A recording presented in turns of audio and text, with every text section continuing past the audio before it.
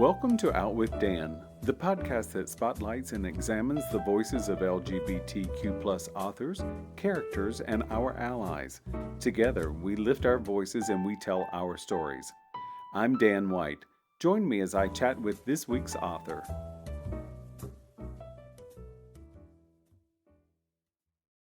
Back to Out with Dan. Today I'm excited to talk with New York Times best-selling author, Katee Robert. Welcome, Katee. Thank you so much for having me. I'm excited to be here. Oh, thank you. And we're going to talk about, among all other things, but especially Hunt on Dark Waters. This is your first book that has pirates. Is that correct? Yes. First pirate, which is strange that I've been doing this for over 10 years and I just now got around to pirates. But yes, first one. And was there a particular desire for pirates? I mean, I know that it is a popular genre, but is there one particular thing about it? It's one of those weird genres that I always feel like it's more popular than it is just because I really like pirates, but the seeds were definitely sown back in the day with Pirates of the Caribbean. Even before the movie came out, the ride on Disneyland, I was in grade school and you smell the chlorine, whatever that scent is, that is probably, don't tell me it's questionable. But just the whole experience was just oh my gosh. And then when the movie came out, I think I was in high school. I don't know. Time is a flat surface. And it kind of captured that and amplified that feeling of possibility and magic. And I've been chasing that feeling for my whole career, basically. That's what I look for when I'm writing. And this series is just sort of my love song to that feeling of it's fantasy pirates, so they smell good and there's no scurvy. But yeah, it's just the adventure. Well, and I like that. I think one of the things that attracts me to it is that adventure, but it's also, it feels because I have worked for a cruise line before, it feels like freedom. You know, if you're a crew member and you have to work, it may not be that free. But I think there's something so sexy about going to a different place and a different port and just being out on the sea. So yes. Evelyn is so fun to read. Evelyn is a messy witch who, by her own admission, is really bad at picking bed partners. Did you enjoy writing Evelyn? Oh, yeah. I kind of ironically had Bowen first in my head. I am not one who traditionally is drawn to the paladin archetype, but T. Kingfisher, I discovered her a couple years back, and she has a paladin fantasy series, or a fantasy series that features a lot of paladins. And I was I get it now. I understand what the attraction is and how you can kind of angle it to make it more interesting than just the traditional archetype. So I knew that I had Bowen, who, he thinks he's on the side of angels. He's not. And I was how do you get somebody who's so intensely certain that he's right to realize the truth of the things? And the answer is Evelyn. She's never met a pocket she doesn't want to pick. She she takes vows and discards them as easily as anything, and just asks a lot of why is it like this? And when you are somebody who just grew up in a way that's oh, that's just how it is, it's but then you start questioning, you're oh, this doesn't actually make sense, huh? But she was just so much fun. I just wanted that chaotic component to balance out his, he's kind of got to stick up his ass a little bit and topple his worldview. But I think as a reader, I thought his stick up his ass was really charming. I hope so. Yes, well, he has this philosophy, and he's going to go for it because he believes it wholeheartedly, and he believes it with a genuine honesty, which is so wonderful to read. And I did enjoy it, and I fought for him. I really did. I think that's the thing that kind of saves him, is that he's not really righteous about it in the way that or self-righteous, I guess. That he's just no, we do good things. We help people. This is what we do. And it's just very and once he realized it, that he's like, no, we're not going to like bolt off into having this lovely life. Like we got to fix things that I helped create. And it's just, my editor says this book is kind of justice for Norrington from Pirates of the Caribbean. And like, I didn't intend to set it out that way, but it is a little bit. But it works really, really well. I mean, like I said, you fight for him and you realize that, yes, he's read the company manual. He has studied it and he believes it wholeheartedly. And then unfortunately, it's just the company's position. It's not the truth. Yes, yeah. Unfortunately, you're working for the villain, my dude. Like, oh no. Yeah. Oh, I love him. I love them both so much. Oh, I rooted for them the whole way through. And of course, as I mentioned earlier, and it is on the back of the book, I mean, Evelyn is messy. But she's so much fun. And I like that constant asking of why. And she also she's somebody that has her own mind. I think she fools herself sometimes, but like her relationship with Lizzie is so much fun. And it's definitely got a lot of electricity. I had to be really careful with that because I was like, maybe she should just be with Lizzie. And I was like, no, that's not the story I'm telling. Lizzie's book 2. Lizzie, we justice for Lizzie. But okay. that relationship was so dynamic in a number of ways because it had to be something like fiery enough to incite a strong response of like, I'm just going to steal your shit when I go. And also I'm going to track you down to take it back, which is yes, for the jewels, but like how much of it for the jewels and how much of it is because there's like, feelings there that neither one of them can really acknowledge. And they did give me the opportunity to write one of my favorite random little like sub tropes that I don't see very often, which you see in Jennifer's Body in A Simple Favor, but it's 2 women with like undeniable chemistry, like arguing while a man sort of bleeds out of the background. He's fine. It's fine. But yeah, they were a lot of fun, and like bumping Lizzie and Bowen together because they're not dissimilar in their rigidity.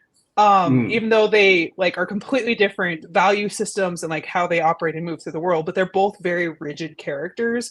And so putting them like in this like head to head periodically was a lot of fun. It is, and it's fun to read as well, and the greatest thing is I think that while they both had Bowen definitely had some fear of Lizzie for sure. They had enough respect for each other to realize, I think, how far they could push it before something would really, really go completely wrong. And then Lizzie's toying with, but also her love in her own way of Evelyn really shows up in a beautiful way as well. So congratulations on that. Oh, thank you. So it's also a nice steamy romance, and it has some really lovely scenes that I needed a cigarette for, so I was like, good job on those as well. Thank you. Yeah, Bowen's telekinetic, and I almost I got nearly to the end of drafting, and I was like, oh no, I have Chekhov's telekinesis, and it's like she comments several times on like the marvels at his control, and I was like, I did not use this in creative ways during any intimate scene, and I need to go back and fix that. So I did. So that's dodged a bullet. Well, and I think that's I know that this is book number 1 in a series, and so if you give all of it away in the first book, then you're scrambling in the second one. But I do think that that's a great thing because you have really set up this book to have so many wonderful things happen in the next book or books. So do you anticipate it to be a 2 or a 10 or any trilogy? Idea? It's going to be a trilogy. The second book is Lizzie and a Selkie who loses her skin, because I've wanted to tell a Selkie story like since the beginning of time. And then the third book is a triad with Knox and 2 characters we haven't been introduced to yet, as of the first book, which was not originally the plan, but as soon as Knox walked on the page, I was like, yes, they need a book, and it will be this book, and how can I make this work? So, yeah. And their story is interesting as well. I really, there are so many wonderful dynamics about this, and I'm gonna bring in a little bit of something. There's a great deal of morality involved in this, and in such a wonderful way. It's not hitting someone over the head with morality, but just you really do see the dynamic. I mean, you see Evelyn's grandmother swoops in and raises her and stuff like that. And during the book, Evelyn talks about Bunny quite often. And it's a really nice homage to family and love. And was that an important aspect for you, or did it happen? Um, I I really wanted to look at I tend to like not plan on certain things that I will be grappling with in the books that I write, but I had a really strong relationship with my grandmother. Not she's not remotely similar to Bunny, but that idea of losing someone who's so instrumental in your life and is such like a foundational part of it. And even though they're gone, it's like, the fingerprints are all over the way that you function and move through the world. And there's like that grief that she still feels, even though it's been some time since Bunny passed. And then counteracting that with while Bowen, I mean, he has a bit of a found family, but it's not a good one initially. Right. But like found family is definitely something that like over the course of the series, it's like this grappling between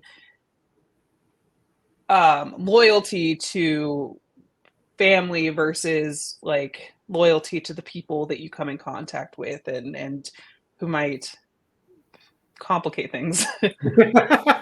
Well, and I think that certainly came through for me. I felt that kind of connection to our inner being, as well as how we were raised and who we come into contact with. That really appealed to me, and amongst all the other stuff, and I find that sometimes when I mention this to a fantasy or romance writer, they're like, well, I don't really get you. But for me, I felt like family was very important in this.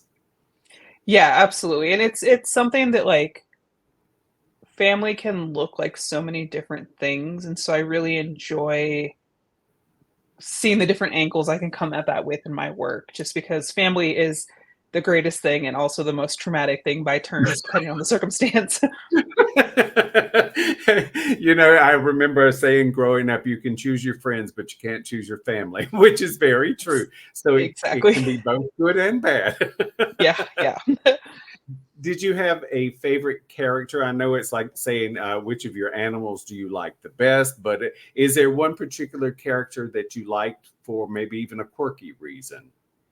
I really liked Dia, who's she's kind of almost like a bunny stand-in on Bowen's ship. She's the navigator, and she's just, smoking a little bit of drugs and just kind of doesn't give a damn. And like she's not in the second book, but she has to come back in the third because like was so like she stole every scene she was in. But in addition to that, like she kind of became this almost connection point between Evelyn and Bowen, because Evelyn instantly like recognized like, oh yes, like grandmotherly authority figure, and like I get you. And Bowen had been like had somewhat of a relationship with her like up until like she departs, and it's like it's I don't know, it's just very interesting. I liked her a lot. I like it. I like it. Well, I have enjoyed this book. It was so much fun, and I wish you the very, very best of success with it. Do you have a website or social media you would like to share? Yes, I social media comes and goes, but my website and newsletter are always the greatest thing. It's Katee K, like it's still down there, Robert.com. Perfect. The book is called Hunt on Dark Waters. It is so fantastic. I enjoyed this. Thank you so much for joining me. Thank you. Hang on for me just a second. Okay. Thank you for joining me for this week's episode of Out with Dan. You can find more information about this podcast and its host at OutWithDan.com, on Twitter at OutWithDan, and on Instagram and Facebook at GoOutWithDan. This podcast is hosted by Authors on the Air Global Radio Network, and the theme music is provided by bensound.com. Join us again soon for the next episode of Out with Dan.